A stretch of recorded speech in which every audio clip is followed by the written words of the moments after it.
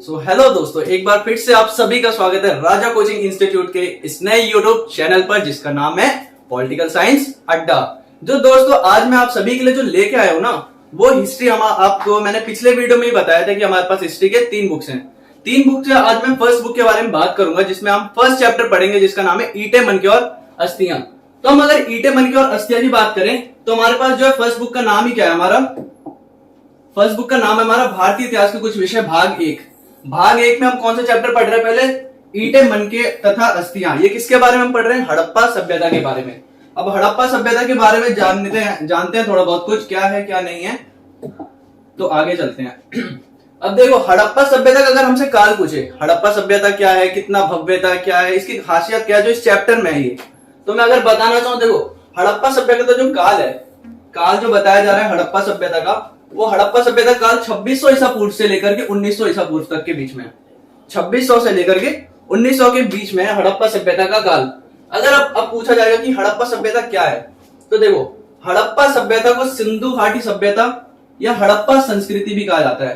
क्या कहते हैं? हड़प्पा सभ्यता को सिंधु घाटी सभ्यता और हड़प्पा संस्कृति भी कहा जाता है।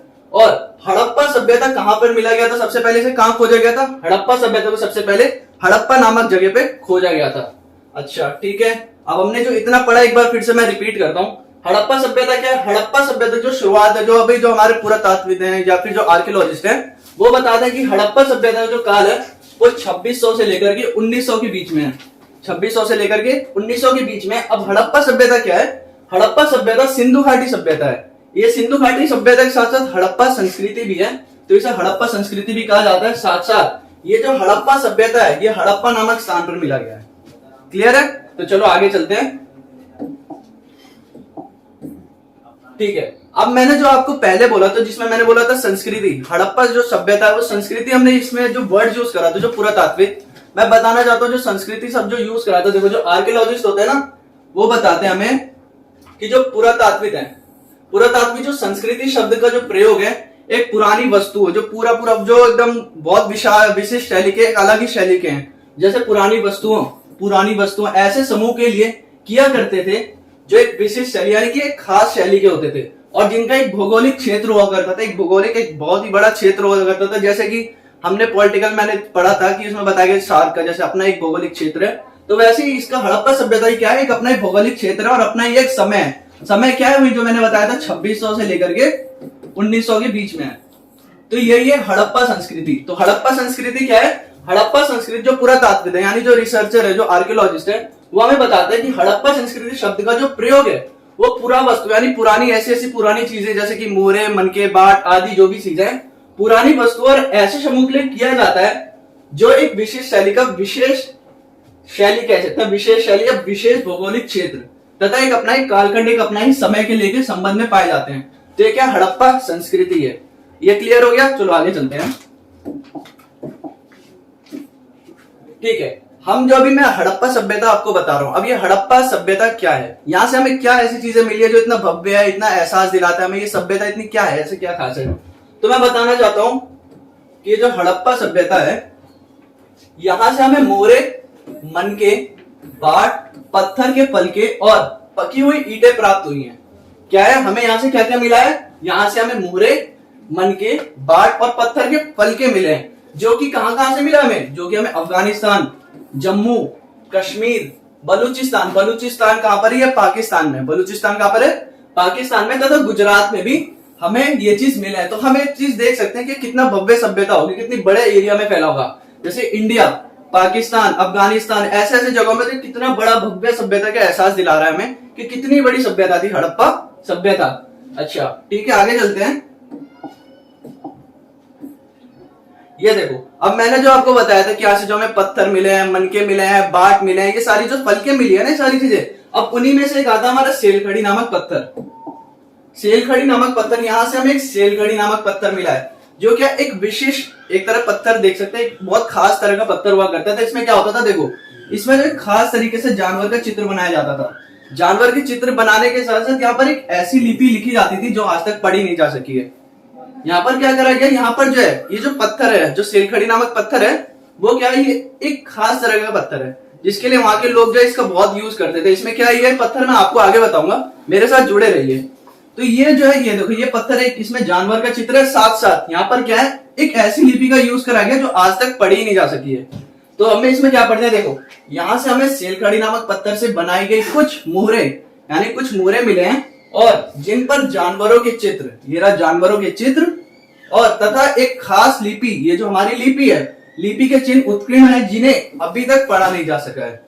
तो मैंने बता दिया ना हमें क्या मिला है, यहाँ से हड़प्पा सभ्यता से हमें सेलखड़ी नामक पत्थर में मिला है। यहाँ पर हमें सेलखड़ी नामक पत्थर से हमें इसमें क्या बताया गया कि इसमें जानवर के चित्र हुआ करते थे, लिपि हुई करती थी, ऐसी जो खास लिपि जो आज तक पढ़ी नहीं जा सकी है। तो हमें पता चलता है कितना भव्य है, कितना संस्कृति वाला है, कितना पुराना है। आगे चलते हैं हम। अच्छा, अब ये जो मैंने आपको बोला सेलखड़ी नामक पत्थर, अब ये सेलखड़ी नामक पत्थर क्या है ये मैं बताता हूं। देखो सेलखड़ी नामक जो पत्थर है, सेलखड़ी जो एक मुलायम पत्थर है। ये जो है, ये जो मैं पत्थर दिखा रहा था ना आपको, यहाँ पे जो जानवर के चित्र हैं, ये एक मुलायम पत्थर है। मुलायम पत्थर कैसे है, देखो सेलखड़ी जो पत्थर है एक मुलायम पत्थर है, इस पर आसानी से कोई भी कार्य किया जा सकता था। अब जैसे कि आज के जो हम पत्थर देखते हैं, उसे खोदोगे भी तो अगर तोड़ोगे तो पत्थर ही पूरा टूट जाता है। ऐसे ही होता है ना, मेरे साथ तो ऐसे ही हुआ है, क्योंकि मैंने तोड़ा है तो पत्थर ही पूरा टूट जाता है। वहां के क्या है, एक खास पत्थर हुआ करता था जो सेलखड़ी नामक पत्थर हुआ करता था, जो क्या था, एक मुलायम पत्थर हुआ करता था। अब मुलायम पत्थर हुआ करता तो क्या था इसमें सेलखड़ी जो एक मुलायम पत्थर था, इस पर आसानी से कुछ भी करा जा सकता था। अब कुछ भी क्या करा जा सकता है, आप देख सकते हो कितना मुलायम पत्थर, इसमें जानवर भी बना दिया इनने, जानवर के साथ साथ इसमें लिख भी दिया है जो आज तक पढ़ी नहीं जा सकी है। तो ये बताया इसमें क्या है, कुछ मन के सेलखड़ी चूर्ण। सेलखड़ी चूर्ण क्या है, जो सेलखड़ी जो पत्थर हुआ करते थे, इसका चूर्ण एकदम चूरा बना करके इसको कोई एक सांचे में लगा करके, एक सांचे में डाल करके, एक जैसे कि हम देखते हैं आयरन फैक्ट्री में या फिर जो कांच का जो फैक्ट्री होता है, जिसमें क्या करते हैं, जो कोयला होता है या जो भी है जो कांच बनाते हैं, उसके एकदम भट्टी वट्टी में पिघला पिघला के सब चीज एकदम उसे स्ट्रक्चर देते हैं ना उसका। तो वैसे इसमें क्या करते थे, देखो कुछ मन के सेलखड़ी के चूर्ण, यानी सेलखड़ी का जो पत्थर होता था उसे चूरा करके एक लेप के सांचे में ढालकर तैयार किए जाते थे। तो ये क्या है, सेलखड़ी नामक पत्थर है। इतना क्लियर हो गया, आगे चलते हैं। ठीक है, ठीक है। अब मैं आपको बताना चाहूंगा निर्वाह के तरीके। अब ये निर्वाह के तरीके क्या है मैं आपको ही बताता हूँ। ये जो हड़प्पा सभ्यता के जो निवासी थे, जो एक कालखंड में थे 2600 से 1900, ये हमारे जो थे 2600 से 1900 के बीच में यहाँ जो निवासी रहा करते थे, यहाँ के जो लोग रहा करते थे, मैं ये बता दूं इससे पहले भी बहुत लोग संस्कृति आई है, इसके बाद भी संस्कृति आई है, लेकिन हड़प्पा सभ्यता एक अपने एक भव्य एहसास दिलाता है हम सबको। हम सबको क्या, हमारे पूरे वर्ल्ड को एक जो एक भव्य एहसास दिलाता है कि एक अपने में एक खास सभ्यता हुआ करता था। अच्छा, अब मैं यहाँ बताना चाहूंगा कि निर्वाह के तरीके। अब ये निर्वाह के तरीके क्या है, तो जो हड़प्पा सभ्यता के जो लोग होते थे वो अपने जो जीवन चलाने के तरीकों को कैसे बताते, कैसे काम करते थे, अपना जीवन कैसे चलाते थे, रोजमर्रा के जीवन, तो उसके बारे में बताना चाहूंगा। ये दो तरीके से जीवन चलाते थे। एक तो था पहला क्या हमारा, पेड़ पौधों से, पेड़ पौधों से। दूसरा क्या था, जो जानवरों से। याद रखना है, शायद आ भी सकता है, इसलिए थोड़ा अच्छे से मेरे साथ जुड़े रहिए, आपको क्लियर होगा तो आगे भी क्लियर होता जाएगा, चैप्टर आपका पूरा अच्छे से क्लियर होगा। तो हड़प्पा सभ्यता क्या करते थे, वहां के जो लोग हुआ करते थे जीवन चलाने के लिए, जीवन चलाने के लिए उनका अपना ही एक अलग तरीका हुआ करता था। दो तरीके होते थे। पहला क्या था, पेड़ पौधों से जो प्राप्त उत्पाद हुआ करते थे, जो पेड़ पौधों से जो उन्हें मिलता था, जो प्रकृति से, जैसे हमें प्रकृति से फल मिलता है आदि चीजें से कृषि करते हैं ना, तो उस टाइम में लोग भी कृषि करते थे, तो वो चीजें, और साथ साथ जानवरों का शिकार भी करते थे। आगे बताता हूं मैं। हड़प्पा सभ्यता के निवासी कई प्रकार के जो पेड़ पौधों से प्राप्त उत्पाद यानी कि जो भी मिलते थे, जैसे कृषि करते थे या पेड़ पौधे, सेब मैंगो ऐसे आम वाम हो गया ना, तो वो सारी चीजें पेड़ पौधों से प्राप्त उत्पाद और जानवरों जिनमें मछली भी शामिल है और प्राप्त भोजन करते थे। यानी कि अब हमें इसमें दो चीजें पता चल चुकी है कि पेड़ पौधों से हमें क्या मिल रहा है, पेड़ पौधों से जो प्राप्त उत्पाद, और जानवरों में क्या, मछली भी शामिल हुआ करते थे, जिससे कि अपना भोजन करते थे। और साथ में क्या, देखो जो पेड़ पौधों से जो उत्पाद है, पेड़ पौधों से जो उत्पाद है, इसमें क्या है, ये अनाज के दाने, अनाज के दानों में क्या है, गेहूं, जौ, दाल, सफेद चना जैसे तिल शामिल है। तो पेड़ पौधों में हमारे पास क्या है, इनके पास ये किस चीज की कृषि करते थे, अपना निर्वाह कैसे करते थे, अपना जीवन कैसे चलाते थे, ये सारी चीजें मैं बता रहा हूं मैं, इसमें आप मेरे साथ जुड़े रहिए कि अनाज के दानों में गेहूं, जौ, दाल और सफेद चना जैसे तिल शामिल हुआ करते थे, जिससे अपना निर्वाह, अपना भोजन, अपना जिंदगी चलाते थे। अब बाजरे के जो दाने हुआ करते थे, यानी कि जो अनाज के दाने, बाजरे के दाने, ये कहां से मिलते थे हमें? गुजरात से। गुजरात के स्थलों से हमें क्या मिले? बाजरे के दाने। चावल के दाने हमें कहां से मिले? लोथल। लोथल भी हमारे इंडिया में ही है, तो हमें कहां से मिला? चावल के दाने ज्यादा मिले कहां से? लोथल से। अब आगे चलते ये चीज क्लियर होनी चाहिए। अब मैं बताना चाहूंगा, तो जो जानवरों की जो हड्डी हुआ करती थी, ठीक है, अब ये जो जानवरों की हड्डी हुआ करती थी, जानवरों की हड्डियों में मवेशियों, जैसे कि एक शिकारी है, जो जानवर जो शिकारी हुआ करते थे ना, जो मांस वास खाया करते थे, या जो भैंस बकरी जो घास वास खाया करते थे, मवेशियों में भेड़, बकरी, भैंस तथा सुअर की हड्डियों भी शामिल है। इससे हमें पता चलता है शायद ये इन सब चीजों का भी जो है, इन जानवरों का भी शिकार करके अपने भोजन, अपना जिंदगी, अपना निर्वाह करते थे। अब कैसे करते थे? जंगली जानवरों में, जंगली जानवरों में सुअर, सुअर को क्या कहते हैं? बरहा, बरहा भी कहा जाता है, तथा हिरण और घड़ियाल की हड्डियों में भी हड्डियां भी हमें मिलती है। तो जो पुरातात्विक है, जो रिसर्च करा है, जहां पर इनने हड़प्पा जगह जाके, हड़प्पा सभ्यता के जितना भी भव्य, जो इनका जितना भी प्रदेश था, जितने बड़े एकड़ में, या जितना बड़ा भव्य सभ्यता जहां तक ये फैला था, वहां पर क्या, जो आर्कियोलॉजिस्ट, जो हमारे पुरातात्विक हुआ करते थे, वो क्या करते थे कि वहां जाते थे, वो देखते थे ऐसी क्या सभ्यता है, इसकी खास क्या बात है, तो वहां जाकर ये रिसर्च करते थे। अब रिसर्च करने से हमें पता चलता है कि वहां पर ये दो तरीके से खाना खाते थे।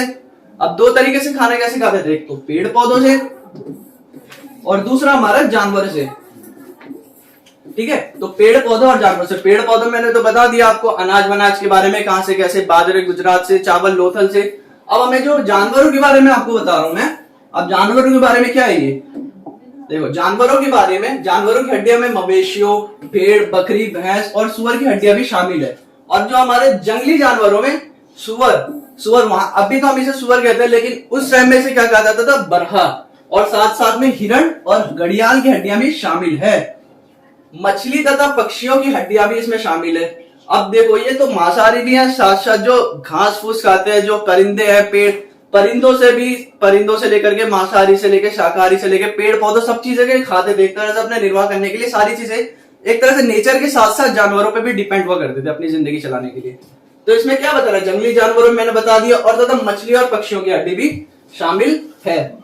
ठीक है, क्लियर हो चुका है, आगे बढ़ते हैं।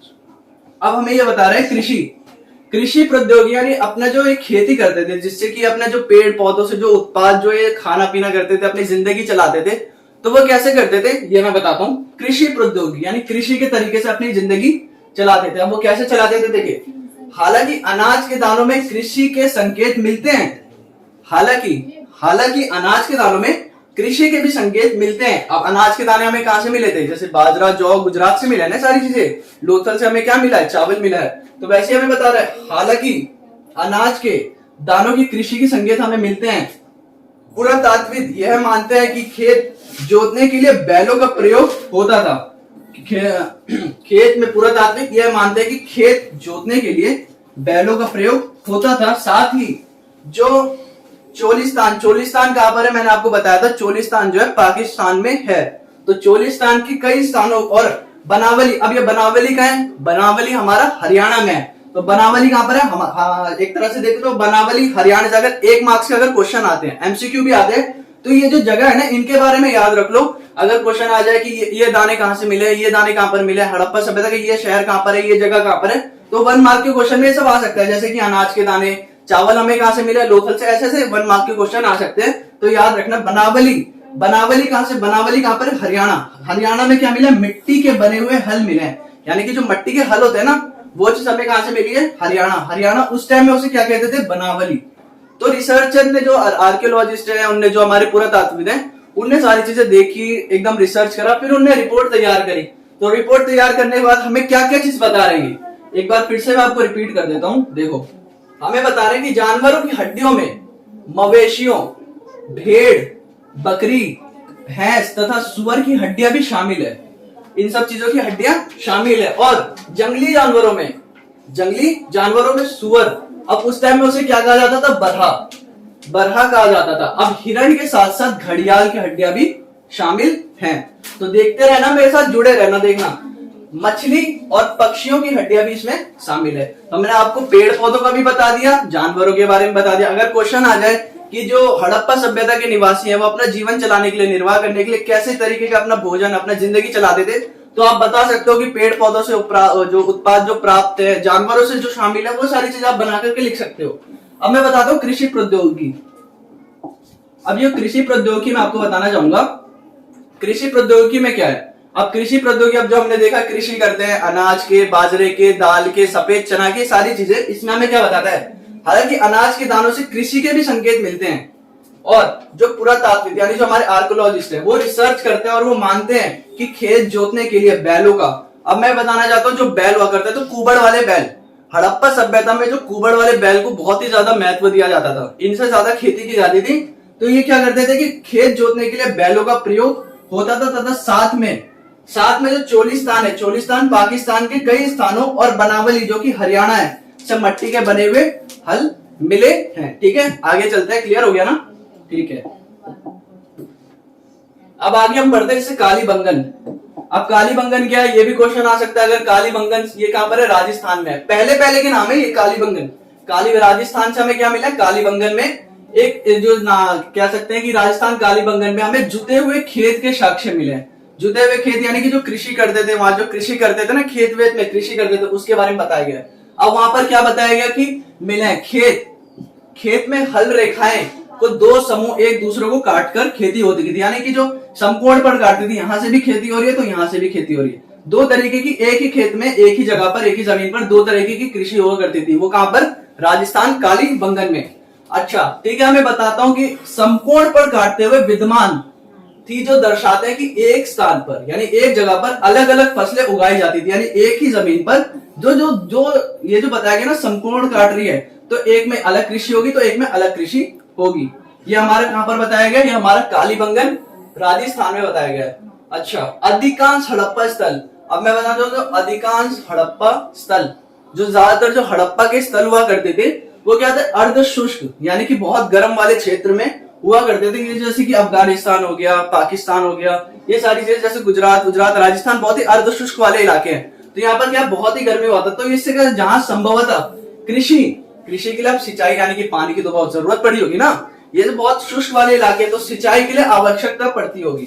तो इसमें क्या हमें धोलावीरा बताया गया। धोलावीरा कहां पर है, ये हमारा गुजरात में है। अब ये धोलावीरा जो है, यहाँ से हमें क्या मिला है, जलाशय मिले यानी कि कुंड मिला है, जहां पर पानी इकट्ठा करके रखा करते थे। तो जलाशयों का प्रयोग संभवतः कृषि के लिए यूज करते थे, कृषि का जल संचयन के लिए किया जाता था। यानी कि अभी हमें बताया गया जो कृषि करते थे और वो बहुत अर्ध शुष्क वाले इलाकों में किया करते थे। अभी जो अर्ध शुष्क वाले इलाकों में किया करते थे तो इसके लिए क्या चाहिए था, अब जो गर्म वाले इलाके तो पानी तो बहुत जरूरी है।